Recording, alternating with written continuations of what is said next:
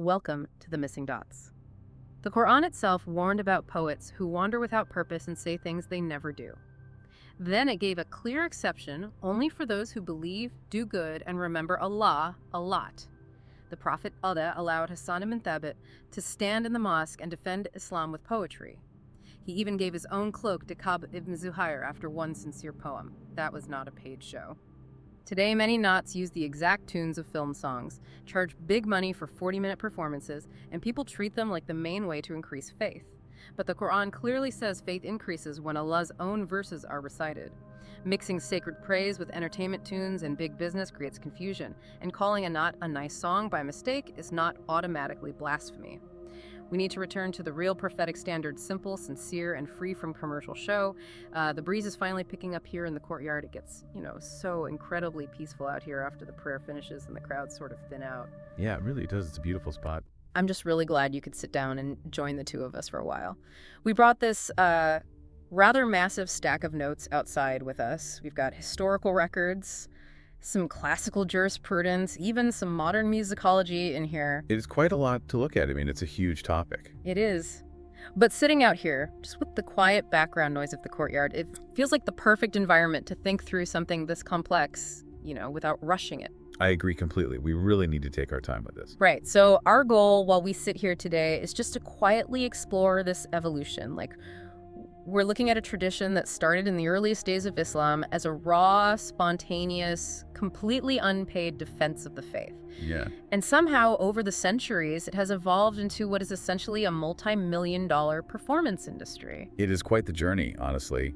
And to really grasp how drastically things have changed, we first need to look at where the boundaries were originally drawn. Okay, where do we start?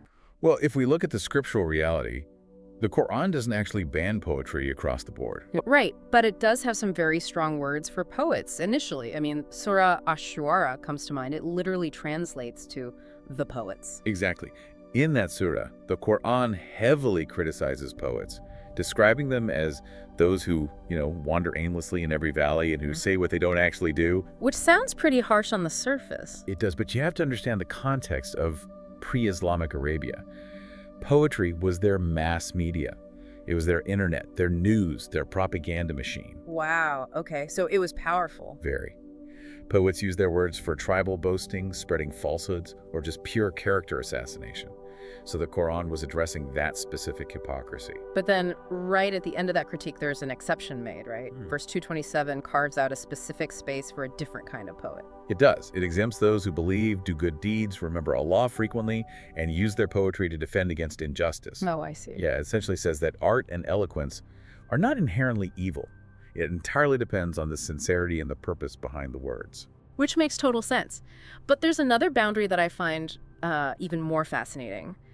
Because if poetry was so powerful and there was an acceptable way to do it, why didn't the Prophet himself use it? That is a great question. Right. Because in Surah Yasin, the Quran explicitly states that the Prophet was not taught poetry and that it just wasn't befitting for him. That is a crucial distinction, and the reasoning behind it is actually brilliant. The speech of the Prophet was divine revelation, what we call way high. Right. It was not human composition or share. In that era, highly eloquent human poetry was often associated with soothsayers or people claiming to have mystical powers. Ah, so it was about protecting the message. Precisely. By ensuring the Prophet wasn't a poet, it prevented anyone from dismissing the Quran as just a really excellent piece of human literature. The line between divine revelation from God and human verse was kept incredibly sharp.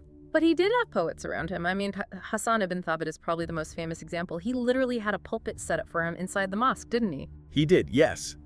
But the context is what matters here. Hassan ibn Thabit wasn't putting on a concert. Right, it wasn't a show. Exactly.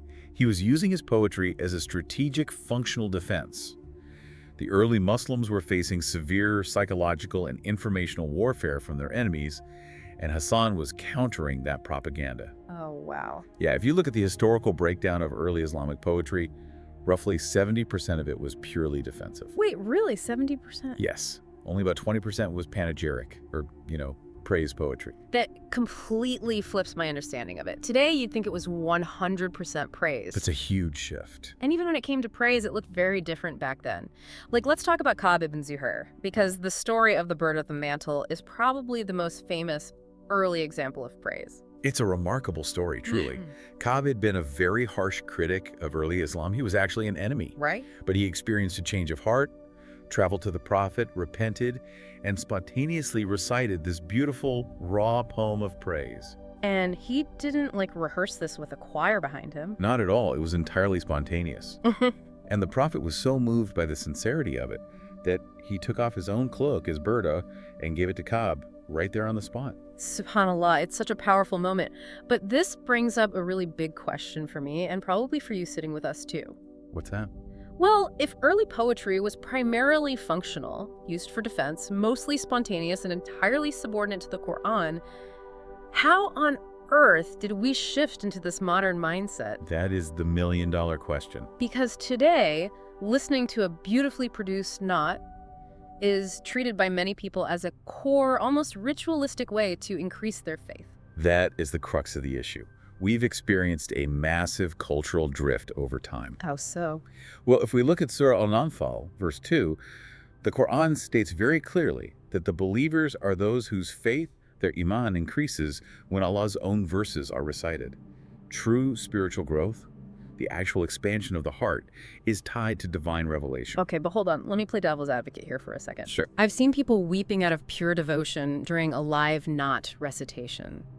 Are you saying that intense emotional reaction isn't genuine spiritual growth? I mean, doesn't that count for something? It's a very fair question, but we have to separate emotional stimulation from religious submission. Poetry and melody can evoke a profound emotional reaction. Music is literally designed to move the human heart. Right, obviously. But feeling a sudden rush of sadness or joy isn't the same thing as cognitive and behavioral submission to Allah. When we elevate a human poem to the level of a primary religious ritual, relying on it to feel close to God, we are taking a human cultural practice and placing it on a pedestal that the scripture strictly reserves for itself. I see what you're saying. So the emotion is real, but the source of the emotion is human art, not divine truth. Exactly. And I think that cultural shift leads perfectly into the second part of these notes we have here. Because we're not just talking about raw spoken word poetry anymore, like Ka'b standing in the mosque. No, we are dealing with full-blown studio productions today. Right. The acoustic shift is staggering.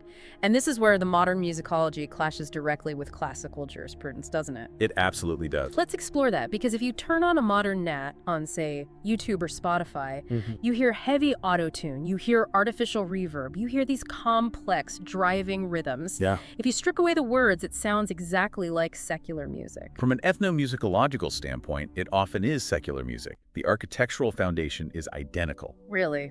How so? Well, many modern Naat producers use the exact same melodic scales, which in Arabic music theory are called maqamat, like maqam rast or maqam hijaz, as secular pop songs. Wow, good. They also utilize the exact same rhythmic time signatures, like the 16-beat cycle known in South Asia as tintal. So wait, a producer is essentially taking a Bollywood track or an Arabic pop hit, stripping out the romantic or secular lyrics, keeping the entire musical skeleton, and just dropping in religious praise about the Prophet. Precisely. That is exactly what happens. And classical Islamic scholars actually had a specific legal term for this. It's called Tasniyat al-Alhan. Tasniyat al-Ayn. What exactly does that mean? It refers to the prohibited practice of artificially copying secular, frivolous song tunes and applying them to religious recitations. But why were classical scholars so strict about this? I mean, if the words themselves are good and respectful, why does the melody matter so much? Because it creates a profound cognitive dissonance. Melodies carry cultural baggage. You cannot take a melody that was composed for dancing, entertainment, or romantic frivolity and map it onto sacred speech. I see. It blurs the psychological line between worship and entertainment.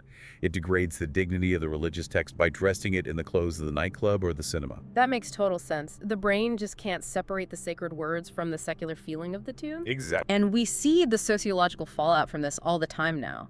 Young people or non-Muslims who aren't familiar with the specific religious tradition hear these tracks playing from a car window or on a social media feed, and they genuinely mistake them for pop songs. And can we really blame them? Not at all. If the acoustic signal entering their ear is mathematically and structurally identical to a secular song, the human brain processes it as a song. Right. It makes me think of an analogy. Imagine you take a regular bicycle and you paint it to look exactly like a heavy, high-speed motorcycle. Okay, I'm with you.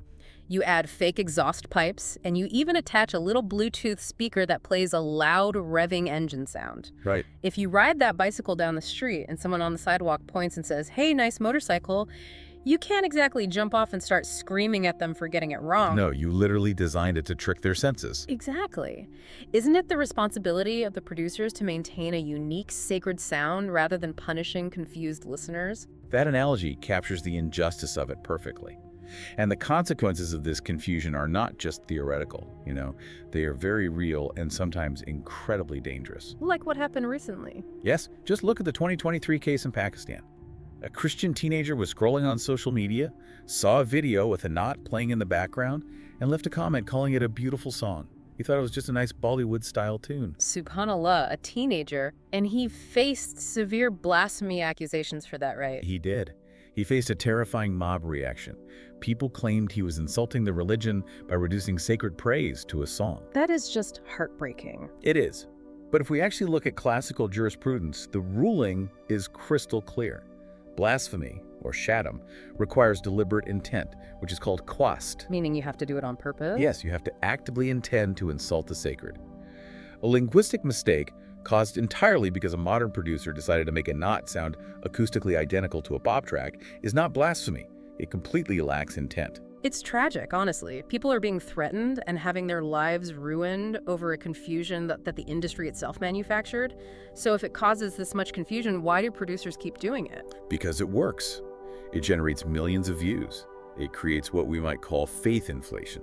Faith inflation? I'm not sure I follow. How does sounding like pop music create faith inflation? Think about what happens in the brain at a concert. When you hear high-end pop music production, the auto-tune, the heavy bass drops, the sweeping emotional chord progressions, your brain releases a massive dopamine rush. Sure, the physical body reacts to the beat. Right. Now, put religious lyrics over that same bass drop. The listener feels this intense, overwhelming neurochemical rush, and they mistakenly interpret that biological dopamine hit as a deep, profound religious awakening. So they feel incredibly spiritually elevated in the moment, but really they just listen to a very catchy, well-produced pop tune. Exactly. It masks a very shallow connection to actual scripture. They feel the spiritual high, but their actual knowledge of the Quran hasn't increased. Their commitment to daily prayers, or to being honest in their business dealings, hasn't changed. The emotion is entirely manufactured by the melody and the studio engineer, not by a genuine submission to the faith. That is such a sobering reality to sit with. And I think it leads directly to the final stack of notes we have here, which is the financial side. It always comes back to the money, doesn't it? It really does, because if you have producers, studio engineers, and millions of views, you are dealing with serious money. If these not sound like the entertainment industry, they are also funded like the entertainment industry. The financial shift is just as drastic as the acoustic shift, and perhaps even more concerning from an ethical standpoint. Let's go back to Ka'b ibn Zuhayr for a minute, and how the Prophet gave him his cloak after the burda. Right, the spontaneous gift. In classical Islamic terms, that cloak was rizq. It was provision from God, delivered as a spontaneous, unrequested gift.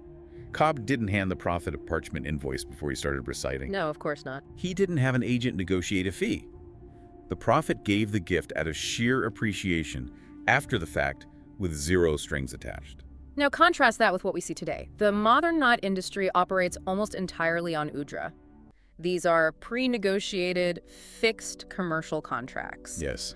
We are looking at reciters demanding fees anywhere from 5,000 to 50,000 pounds for a single 40-minute performance. And it doesn't stop at the performance fee. We are talking about extensive travel riders. Really? Like celebrity demands? Yes. Demands for business class flights, 5-star luxury hotels, booking agents taking their cut, specific green room catering. It is a mirror image of a secular celebrity booking. Which is Honestly, it's a bit surreal when you really think about it. Mhm. How do classical scholars view that kind of commercialization? Because surely a person's allowed to make a living, right? Yes, absolutely. Earning a livelihood is encouraged. But scholars across the different schools of thought view this specific commercialization with deep concern. Okay, why is that? There is a heavy dislike, and in some cases an outright prohibition, against turning the act of worship and praise into a commercial trade. So paying a teacher a basic salary to teach children how to read the Quran is one thing, but this is different. Completely different. Charging a reasonable amount to cover your travel expenses or your lost time is one thing. But demanding £50,000 to recite words of praise completely changes the nature of the act. Yeah, I can see that. It commodifies devotion. The praise itself becomes a product to be bought and sold to the highest bidder. It really does. I was thinking about the psychology behind these massive ticketed events. It feels to me like, well, imagine you write a deeply personal, handwritten thank you letter to a beloved friend. You want to express your love, your gratitude, your apologies, a very intimate thing. But instead of handing it to them privately, you go and rent a massive glowing LED billboard in the center of the city. That's a very striking visual. Right. And it gets worse. You don't just put it on the billboard. You set up a stage underneath it, and you charge people $50 a ticket to come and watch you read your own letter out loud with a microphone. Wow. Yeah. At that point, who is the letter really for? The sincerity completely evaporates. Exactly. The letter might have started with sincere intentions in your bedroom, but the moment you put it on a billboard and charge admission, the audience becomes the focus. The prestige, the applause, the ticket sales that takes over. It's no longer about the friend you wrote it for. And that is precisely the ethical dilemma classical scholars were trying to avoid. When you commercialize the act of worship, you strip away its sincerity. Right. The primary motive inevitably shifts toward financial gain or social prestige, rather than pure, unadulterated devotion to Allah and His messenger. There is also a massive opportunity cost here that we have to talk about. Alhamdulillah, communities are incredibly generous when they come together, but the resource allocation is just wild. Think about what a community could do with that kind of money. The allocation is very hard to justify. Let's say a community raises £50,000 for a single weekend Naat concert. Great. That exact same £50,000 could have sponsored 500 orphans for an entire year. It could build rural schools. It could provide emergency medical aid to people who are suffering right now. But instead, it goes to lighting rigs, smoke machines, auto-tune producers, and the bank account of a single celebrity reciter. Which falls under the classical concept of israf, or wasteful spending. Spending lavishly on non-essentials is severely disliked in the tradition, especially when it deprives the genuinely needy within the community. Yeah, that makes sense. When we have millions living in poverty or struggling to afford basic necessities, spending vast communal fortunes on high-production performance events raises very serious moral questions. So sitting here looking at all of this, what is the solution? Because I want to be clear, we aren't sitting here saying that poetry itself is bad. As we established right at the beginning, it has a beautiful, rich history. We don't want to ban Nats. No, absolutely not.